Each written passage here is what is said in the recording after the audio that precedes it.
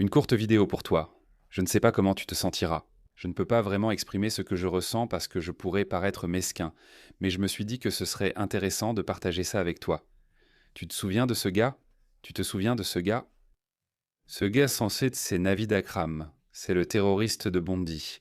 Son père a été tué et lui, il a survécu. Il a tué 15 personnes à Bondi Beach. La plupart étaient un juive. C'était un islamiste. Il était musulman. Je suis désolé.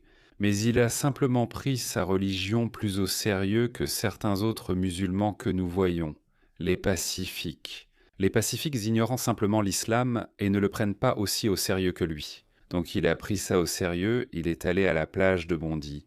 Il est allé à la plage de Bondy et il a tiré sur des gens de sang-froid. D'accord, voici la mise à jour. Vous savez déjà qui c'est. Donc la mise à jour, c'est qu'il aurait été vu en train de sangloter seul dans sa cellule de Supermax. Quel lâche. Tu te rappelles cette vidéo où il tire sur des gens de sang-froid? Des enfants. Il a aussi tiré sur un enfant, je crois. L'échec majeur de la surveillance en Asie ayant permis à ce terroriste de tuer 15 personnes à Bondy est honteux.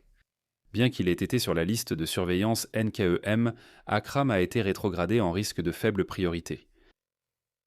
Beaucoup de ces terroristes islamistes, djihadistes, il s'avère que la plupart d'entre eux, voire tous, étaient déjà connus des autorités et ils n'ont rien pu faire parce qu'ils sont débordés. Et deuxièmement, nos lois sont trop laxistes. Nous ne pouvons tout simplement rien y faire. D'accord, c'est lui. Il pleure en prison et prépare une défense pour rejeter la faute sur son père décédé. Oui, je pense qu'il fera ça. Mais tous les renseignements indiquent que c'est lui qui a radicalisé son père, pas l'inverse. C'est juste un cas. Je ne sais pas quand aura lieu le procès, mais regarde celui-ci. Tu te souviens? Ce monstre.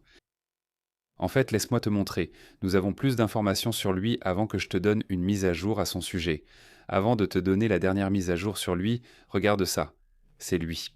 Donc, un de ses voisins a envoyé cette vidéo où il tire avec une arme illégale dans son jardin. Regarde le nom de famille.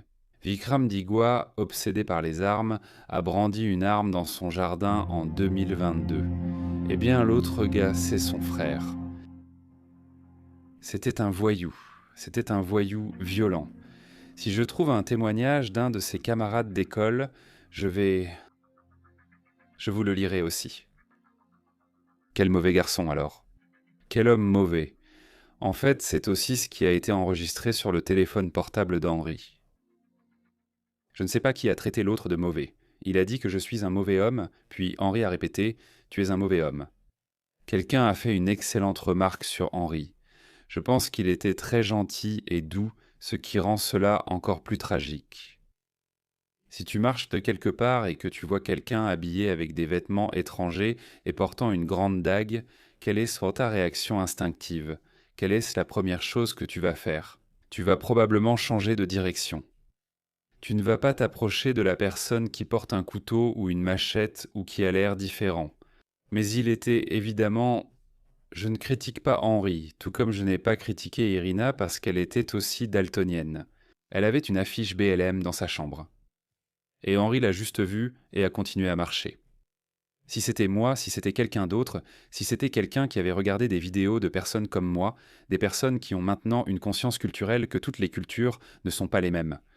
Il y a des personnes avec des valeurs culturelles différentes. Elles ont des comportements différents, elles manifestent des attitudes différentes. Et je pense que nos enfants doivent apprendre cela de plus en plus. Sinon, ils en seront victimes. Parce que ces fous déséquilibrés, ils s'en fichent. Ils ne font pas de discrimination. Es-tu une personne blanche progressiste ou une personne blanche conservatrice? Un fanatique ou un fou en liberté va s'en prendre à toi quoi qu'il arrive. Donc je sais que je plaisante parfois en disant que je veux que les progressistes soient victimes de cet enrichissement culturel. J'en plaisante, mais évidemment je ne veux pas que ça arrive, c'est pour ça que je fais ces vidéos. Donc Henri était probablement un jeune homme gentil et bienveillant. Il l'a vu, a continué vers lui et en a payé le prix ultime. Voici le témoignage d'un camarade de classe du meurtrier d'Henri. Ce gars était dans ma promotion à l'école, et il était dans mon groupe de tutorat pendant toute la durée du secondaire. Il a exactement le même regard sur cette photo d'identité judiciaire que chaque fois que je le voyais à l'école. Le genre de gars que si tu le regardais de travers, il te mettait direct en clé de bras. D'accord, pourquoi tu me regardes? Tu me regardes? Donc c'était un voyou. Il apportait des armes à l'école juste pour frimer. Des tasers, ses couteaux, et j'ai probablement vu celui qu'il a utilisé pour ce meurtre. Des poings américains. Il a même utilisé un taser. Il a même utilisé un taser sur un de ses propres potes pour rigoler. Il n'avait pas toute sa tête. Quand le professeur quittait la salle, il jetait des chaises sans se soucier de qui était sur son chemin. Il a agrafé le bras de mon pote qui ne s'y attendait pas en classe, et il piquait des gens au hasard avec des compas juste pour voir leur réaction.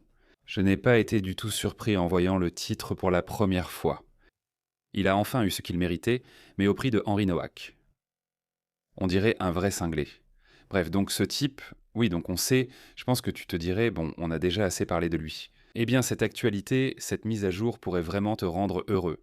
Donc Vikram Digwa, ce type-là, aurait apparemment été attaqué à la prison d'Armley, où il est détenu après le meurtre de Novak, Henry Nowak. Les rapports indiquent qu'un mélange de sucre et d'eau bouillante lui a été jeté au visage, provoquant de graves brûlures au visage. Donc je pense que ça ne ressemble plus à ça maintenant. Je crois que c'est ce que cette mise à jour essaie de nous dire. Ses blessures ne seraient pas mortelles, mais il aurait subi d'importantes brûlures au visage et des lésions cutanées. Il reçoit actuellement des soins dans l'aile médicale de la prison HMP Armley. Laissez-moi voir ce que les gens disent. Pourquoi disent-ils que cela ne s'est pas produit? Je suis en vacances, je le vois. Non, non, c'est arrivé. Il y a eu clairement une attaque en prison. Donc, d'accord, évidemment, beaucoup de gens sont sceptiques à ce sujet. On ne sait pas si c'est vraiment arrivé ou non. Je ne sais pas. Mais j'ai pensé que je devais partager ça avec vous parce que s'il y a une part de vérité là-dedans, alors je ne sais pas. Je ne sais pas ce que vous en pensez. Je sais ce que je ressens, mais je ne vais pas l'afficher sur ma chaîne pour des raisons évidentes. Évidemment, je n'encourage personne à se faire justice soi-même. Je n'approuve pas cela. Mais j'ai entendu dire qu'il y a des règles différentes en prison. Les gens font les choses à leur façon. C'est pourquoi la meilleure idée, c'est de ne pas enfreindre la loi. Ne finis pas en prison.